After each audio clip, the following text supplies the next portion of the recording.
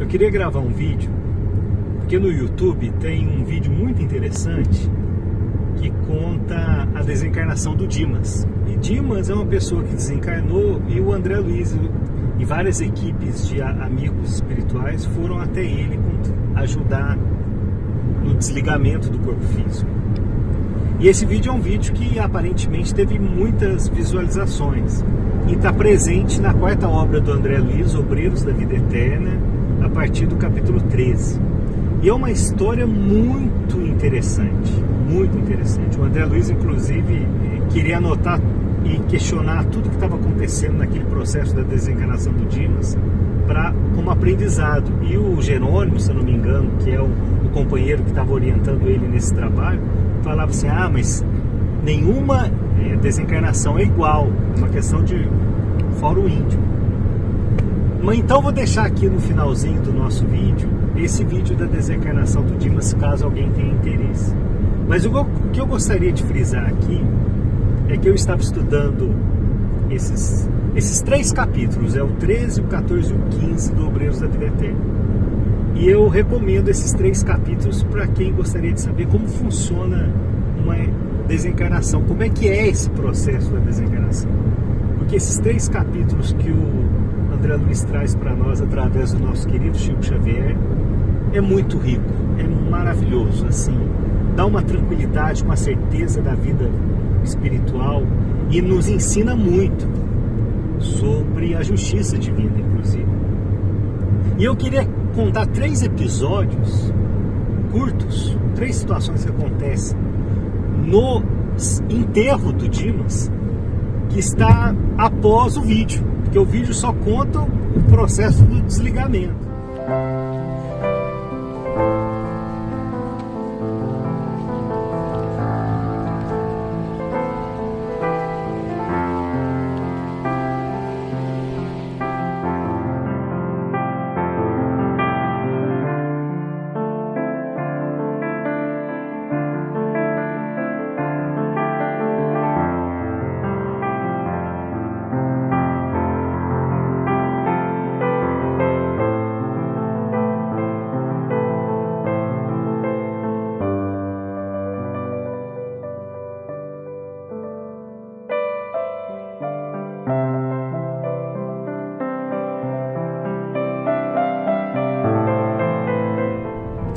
Parabenizar o pessoal que fez o vídeo, que encenou, realmente maravilhoso, porque é difícil tentar passar toda aquela realidade que o André Luiz está relatando para nós. Ficou muito lindo mesmo. Mas eu gostaria de contar 3 situações que acontecem logo depois do vídeo, logo depois da desencarnação. Porque o Dimas, ele ainda estava... depois vocês entram lá no vídeo para ver a história. Mas o Dimas estava se recuperando no colo da mãe. Olha que situação maravilhosa, né? A mãe já estava desencarnada e veio até ele, porque ele pediu em oração, e ela veio até ele contribuir no momento da passagem. E ele estava se recuperando do desligamento. Ele ainda estava em fase de adaptação à vida real. Então, e ele passou, e nesse processo de adaptação ele estava o tempo todo ali, no velório dele, inclusive no enterro. E aí quando eles estavam indo até o cemitério, se aproximando do cemitério, um momento que chama muita atenção, porque o Dimas, que eu queria destacar aqui, que também na desencarnação do Dimas no vídeo, isso apresentado para nós, o Dimas era uma pessoa muito boa, uma pessoa que fez muito bem, só que a casa dele não era protegida. Então dentro da casa dele, e na época era costume que os velórios ocorressem dentro das casas, né? Mas dentro da casa dele havia a presença de muitos espíritos de vários níveis evolutivos, e a casa não tinha proteção. Ele tinha mérito de proteção, mas a casa não tinha nenhuma proteção, aí mostrando a importância do Evangelho no lar. E o que me chama a atenção é que na ida até o cemitério, o André Luiz estava vários espíritos amigos, eram mais mais de 20, se eu não me engano, espíritos evoluídos acompanhando e amparando o Dimas e a família nesse momento tão forte que a gente vivencia, que é a desencarnação de alguém, ou de um familiar, ou a sua, né? E aí, quando eles estavam indo até o cemitério, o André Luiz se assustou, porque vários espíritos de um nível mais pesado se aproximaram dele, se aproximaram do enterro, fazendo graça, falando um monte de coisa.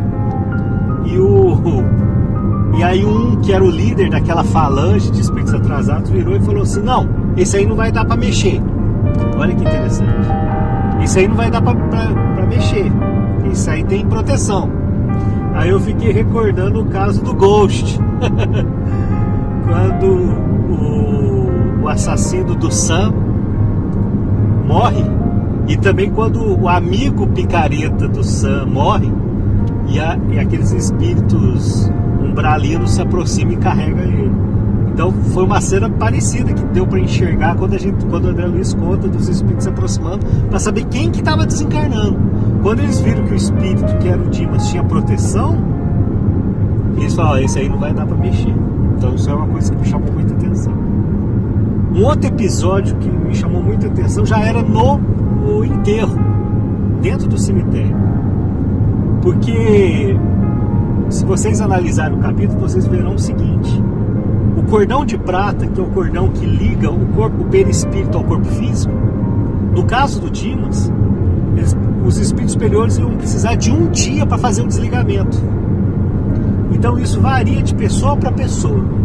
Esse processo estava acontecendo enquanto o velório e o enterro estavam ocorrendo, né, do lado de lá. E aí, quando estava ocorrendo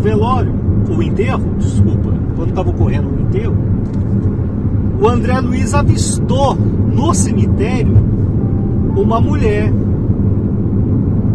de uns 36 anos, se eu não me engano, que estava chorando do lado de um túmulo. E o André Luiz se comoveu, e isso que é maravilhoso dos espíritos superiores, como que eles se comovem com a gente, como que eles se sensibilizam com as nossas dores, a ponto da gente se sentir envergonhado. Porque, vou ser sincero para todos vocês, a gente não merece nem um pouco esse amparo que a gente recebe deles, porque a gente ainda somos pessoas muito más com os outros, né? Mas tudo bem, a gente vai superar isso aí. E aí, o que aconteceu? O André Luiz foi dar um apoio àquela irmã que estava presa a um determinado túmulo. Quando ele chegou e foi conversar com ela, ele percebeu que ela estava revoltada, falando assim: eu quero um médico, por favor me leve para casa, me acorde desse pesadelo. E aí o André Luiz percebeu que aquele espírito daquela mulher jovem, ela tinha acabado de desencarnar, ela estava em cima do túmulo dela, e o André Luiz percebeu que ela ainda estava ligada ao corpo físico. O cordão de prata estava passando do perispírito e indo até debaixo da terra, ligado ao corpo físico. E obviamente ela estava sentindo, fora a sensação de pesadelo, ela estava sentindo inclusive as sensações que alguns têm, e principalmente materialistas sentem isso um pouco, do corpo se decompor. Então ela devia estar penando um pouco. E o André Luiz queria ajudar quando aparece um espírito. E aí uma outra coisa fantástica, a gente percebe que há espíritos amigos em todos os lugares. E no cemitério haviam 4 trabalhadores da luz, vamos dizer assim. E eles chegaram para o André Luiz, e aí eles foram relatar o caso daquela irmã, daquela moça, que era uma pessoa que abusado muito da vida. E recentemente ficou grávida, tinha uma vida muito abusiva, não se importava nem muito com a questão da gravidez, nem com o marido, né? Só que quando estava prestes a dar a luz, prestes ao filho encarnar, vamos dizer assim, aí caiu aquela consciência de mãe, né? Bateu aquela consciência de mãe. Só que no momento do parto, ela teve várias complicações de saúde e não teve tempo suficiente para rever os seus conceitos e desencarnou naquele estado. E aí ela estava pedindo para voltar para casa dela. E o André Luiz, olha que interessante, o André Luiz fala assim: mas não é a hora então, talvez, da gente, já não é a hora da gente ajudar e cortar o cordão dela, né? Esse cordão umbilical espiritual, que é o cordão de prata. E o amigo falou assim: não, ainda não é o momento, tenho ordens para ainda não fazer isso. E ele explica que com certeza ela ainda não está preparada para se libertar.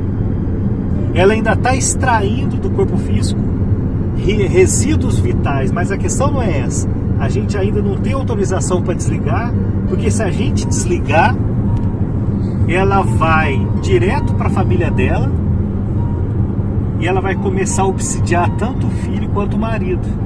E não vai permitir, inclusive, que o marido se restabeleça psicologicamente na sequência da sua vida. Eu achei isso sensacional, porque até aquilo que parece ser cruel, entre aspas, é um motivo de aprendizado e às vezes de proteção para a pessoa não se comprometer mais ainda. E quando o André Luiz abordava ela realmente mostrava uma posição de que, só vem o padre falar comigo, eu não quero falar com um padre, eu quero um médico. Quer dizer, mostrava que ela não tinha nenhum lado espiritual desenvolvido, né? Então eu achei esse caso sensacional para a gente refletir.